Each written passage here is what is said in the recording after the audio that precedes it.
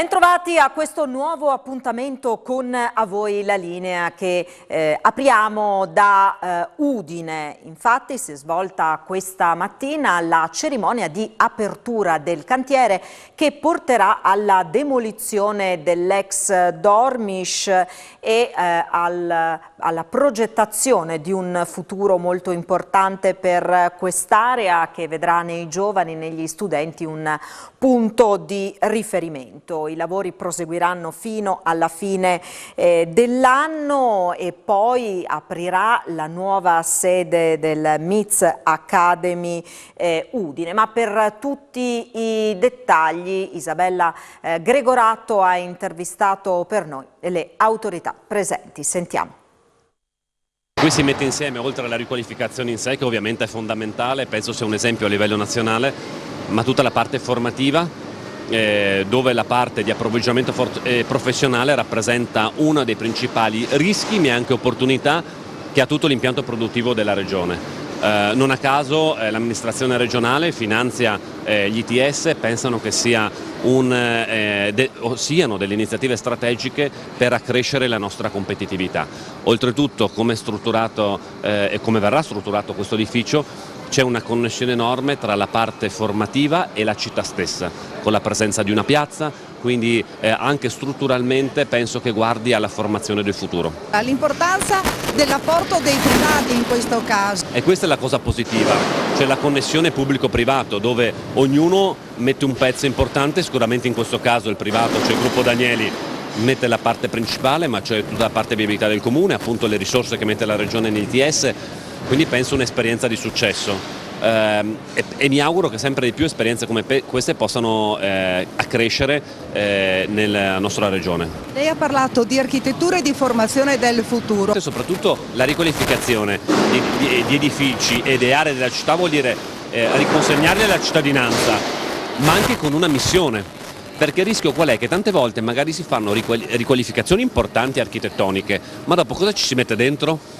Il protagonismo del privato è utile proprio a questo, perché noi riusciamo a mettere insieme le esigenze del contenuto con la progettualità del contenitore.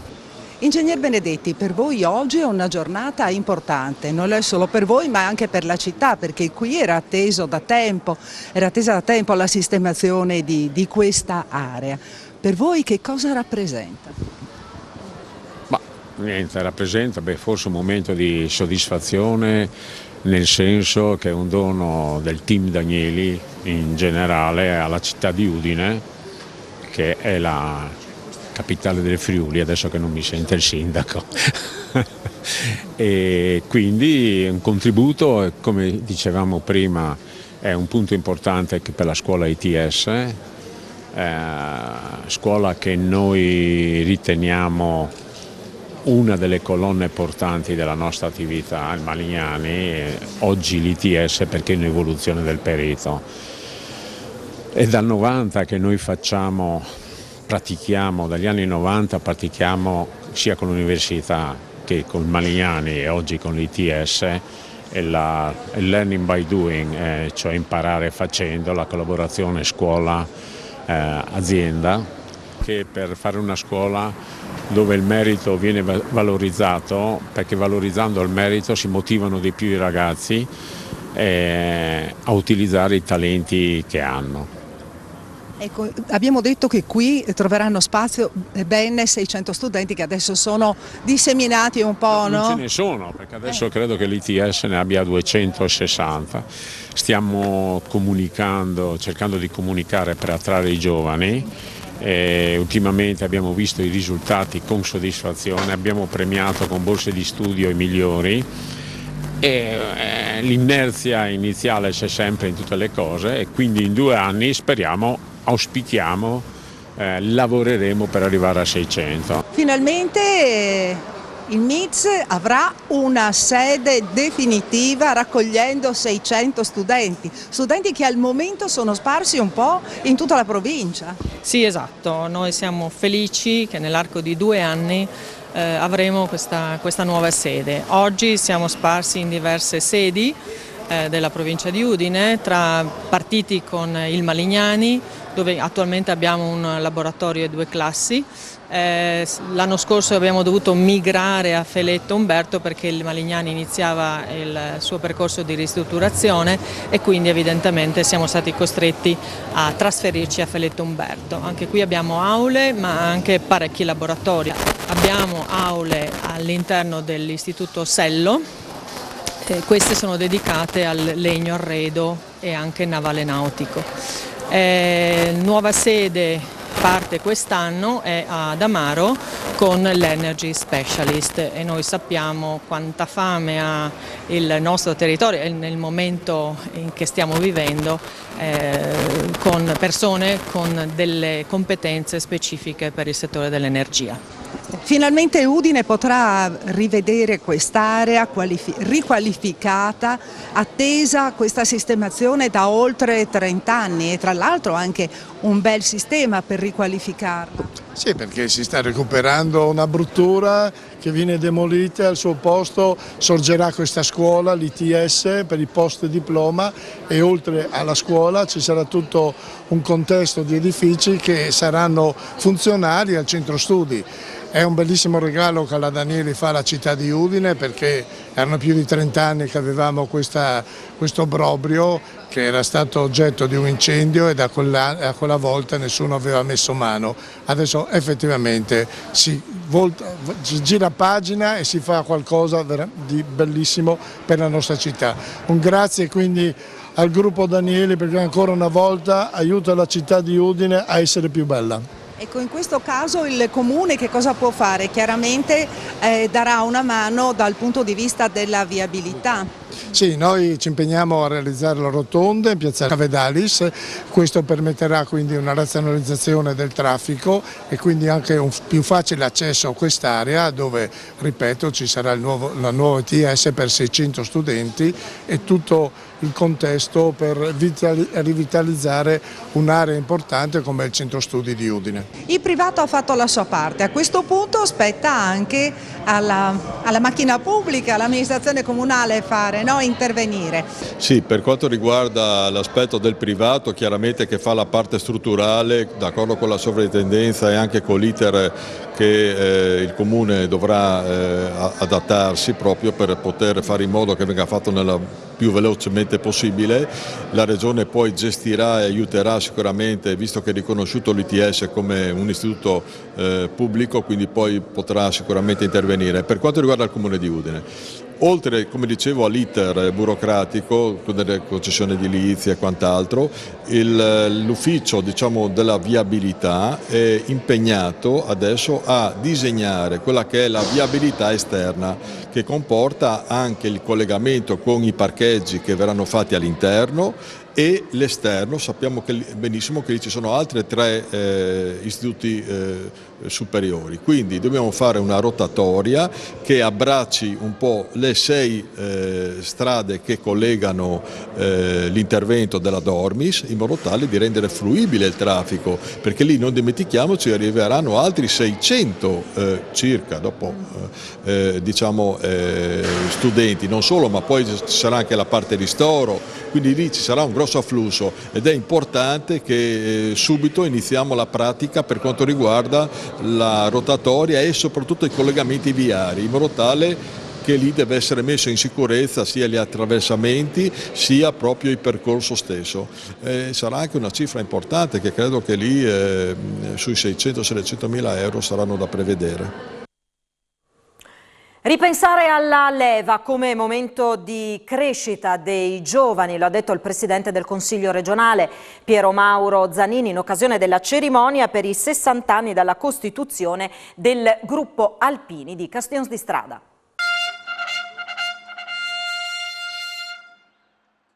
C'era un passaggio di consegne che avveniva in passato quando i giovani entravano nel servizio di leva e diventavano alpini, raccogliendo in tal modo quel senso di comunità, dovere e solidarietà che li avrebbe accompagnati per tutta la vita. Basta guardare al passato con nostalgia. Poniamoci invece una domanda senza retorica. Se quel servizio funzionava, perché non riorganizzarlo, ammodernato, ma ridandogli quella finalità di un tempo che era la fratellanza e che andiamo perdendo? Perché la leva non serve solo ad aiutare gli altri, ma a formare i nostri stessi giovani, facendoli diventare più consapevoli, più responsabili, più critici, più liberi.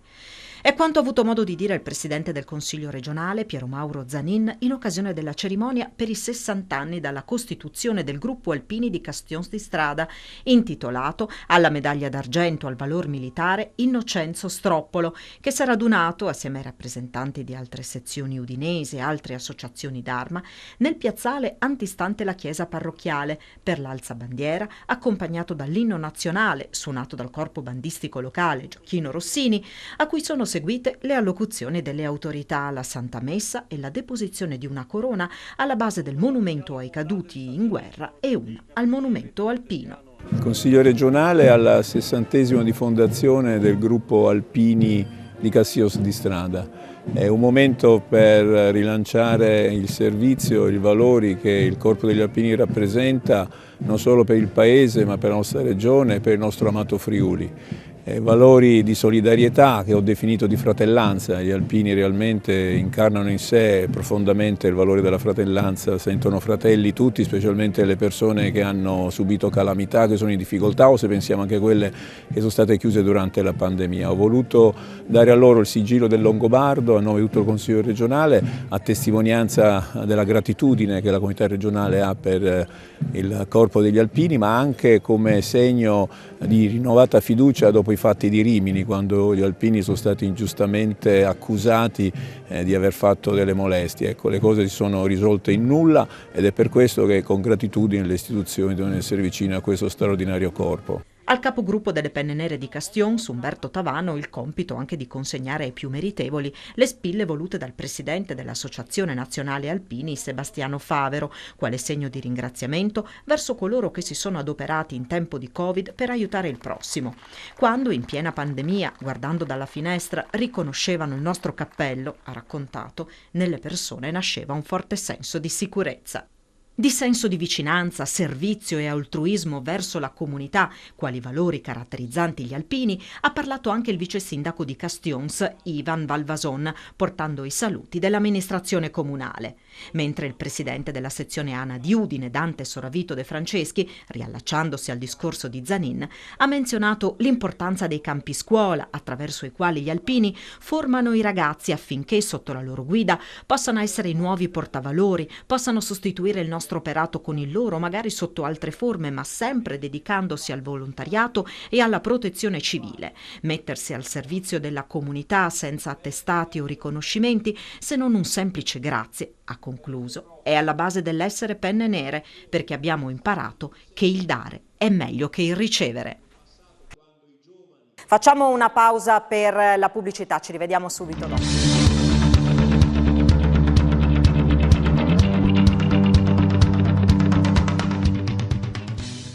In diretta con A Voi la Linea, torniamo a Udine. In 2 scuole elementari cittadine i pranzi non arriveranno più da fuori in vaschetta. Questa mattina infatti sono state inaugurate le cucine allestite all'interno dell'Istituto Dante. La nuova struttura sarà in grado di fornire pasti caldi sia agli alunni della Dante che a quelli della primaria Garzoni Montessori. Il Comune ha dato così una risposta alle richieste dei genitori che erano arrivate anche a seguito del caso Mensa scoppiato alla fine dell'anno scolastico 2020-2021.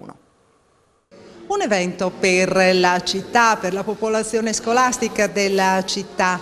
Inaugurate oggi le cucine alla scuola Dante, una scuola punto di riferimento per tanti udinesi anche nel passato. Che cosa rappresenta, siamo con l'assessore all'istruzione Elisabetta Marioni, che cosa rappresenta il fatto che oggi qui siano inaugurate appunto le cucine, qui oggi continua a esserci la scuola Dante, c'è anche la scuola Garzoni, Montessori, quindi per entrambe questa struttura? Beh, è importantissima, ecco, l'inaugurazione delle 2 cucine che consentirà ai 178 bambini che frequentano la scuola Dante e la scuola Garzoni Montessori di passare dal pasto C in vaschetta al pasto B+, con il primo cucinato qui nelle cucine in loco e il secondo nel punto cottura della CAMST. Davvero un passo in avanti importante, perché il pasto di tipo B+ ha migliori qualità di tipo organolettico. Chiaramente non c'è questo arrivo in vaschetta, quindi sicuramente i bambini e le famiglie saranno molto soddisfatti, anche noi siamo davvero molto contenti, è un grande salto di qualità e oggi dobbiamo essere veramente soddisfatti, sono tutti soddisfatti, i 2 dirigenti scolastici, le famiglie e i bambini. Anch'io sono molto contenta. Ecco, vediamo l'investimento, parliamo con il vice sindaco Loris Michelini, appunto lavori pubblici, quindi investimento, quale sta? Diciamo che la collaborazione tra l'ufficio istruzioni della Elisabetta Marioni e il mio ufficio praticamente che si occupa degli interventi è stato grande. Questa collaborazione ha fatto sì che sia le ditte che hanno lavorato sia i progettisti hanno potuto collaborare direttamente con gli uffici e organizzare il tutto al meglio nei tempi soprattutto che erano stati dettati dal cronoprogramma, quindi un mese e mezzo per completare gli arredi e tutto quanto. Il costo. Allora, diciamo che il costo per quanto riguarda le strutture siamo sui 59.000 euro circa, che comprendono tutti i collegamenti, diciamo la parte edile, così chiamata, e soprattutto anche la parte che interviene nell'adattare queste stanze a mense di un certo tipo, come diceva la collega Marioni, in accordo con l'azienda sanitaria. Poi abbiamo altri 30.000 euro che sono progettazione, controllo, direzione lavori, insomma il quadro economico è di 90.000 euro, però di lavori sono circa 60.000 euro. E abbiamo anche uno dei componenti della commissione mensa della scuola appunto Garzoni Montessori, Claudio Cescuti. Da quanto tempo aspettavate, quanto avete richiesto questa possibilità? L'aspettavamo da tanto, è chiaro che poi l'iter è stato lungo, ma insomma la raccolta firme, devo dire che è partito tutto dal basso, per cui con una raccolta firme da parte dei genitori perché era sentita questa tematica. Più o meno sono trascorsi 1 anno e mezzo, circa 2 anni, tra quando diciamo è partita la raccolta firme, poi c'è stata una pausa e poi di fatto l'anno scorso abbiamo avuto la conferma che c'era l'intenzione di poterla costruire, di farla e poi il tempo necessario per poterla fare. Ecco. Quindi vi siete mobilitati, siete riusciti a ottenere quello che stavate chiedendo? Sì, è stato, come ho sottolineato anche prima, un lavoro che ha coinvolto, un lavoro partecipato, no? Che a diversi livelli e a diverse competenze ha dato la possibilità a tutti di dare il proprio contributo penso che sia il valore aggiunto anche di questa iniziativa, perché tutti sono stati coinvolti e a modo loro hanno potuto dare il proprio mattoncino per costruirla. È stato un lavoro in rete, una grande collaborazione, perché sono coinvolti addirittura nello stesso edificio scolastico 2 istituti comprensivi, quindi scuole diverse, l'amministrazione comunale che ha praticamente sposato la causa dei genitori, no? Che hanno raccolto le firme, quindi tutto un lavoro d'insieme, importante questo. Sì, noi abbiamo raccolto, io e il collega, perché siamo appunto neo-DS dal 1° settembre, abbiamo raccolto questo lavoro importante fatto dai DS che ci hanno preceduto ed è stato un lavoro sinergico perché diciamo che sono anche 2 realtà un po' diverse, nel senso che la Dante accoglie un presidio multiculturale appunto alunni che vengono da tante realtà diverse, quindi la nostra cura è quella di mantenere questo presidio di legalità, perché diventa un punto di inclusione e di educazione alla legalità per le nuove leve che arrivano da tutti i paesi e che purtroppo veramente in alcuni casi fanno il pasto qui, l'unico pasto della giornata, e quindi ci teniamo molto a questa realtà. E oltre al fatto che il terzo comprensivo è un istituto rivolto all'esterno, ci preme molto avere il contatto con il territorio e anche andare a far propri le esigenze del territorio. Quindi da poco abbiamo ospitato la squadra dell'Udinese che ha consegnato i diari, e quindi ci ha fatto molto piacere ospitarli nella sede del comprensivo. Doppia festa per il secondo istituto comprensivo di Udine. Inaugurazione della mensa, però oggi è anche il primo giorno di utilizzo della palestra. Sì, per noi infatti è una doppia festa, come diceva lei. Abbiamo questo pomeriggio, per la prima volta i bambini potranno accedere alla palestra che c'è qua accanto, che prima era in dotazione per un giorno alla settimana all'Istituto Udine 2, per gli altri a Ceconi. Invece adesso sarà per 2 giorni a settimana a disposizione pure per i bambini della Montessori. Importante poi anche perché cade nell'anno in cui il Ministero ha deciso di dare un'insegnante specialistica per l'insegnamento dell'educazione fisica, quindi si completa così, diciamo, questo pacchetto e appunto rende questa giornata molto importante per noi di Udine 2. Noi ci fermiamo qui, grazie per la vostra cortese attenzione e buon proseguimento di giornata in compagnia di Telefriuli. Arrivederci.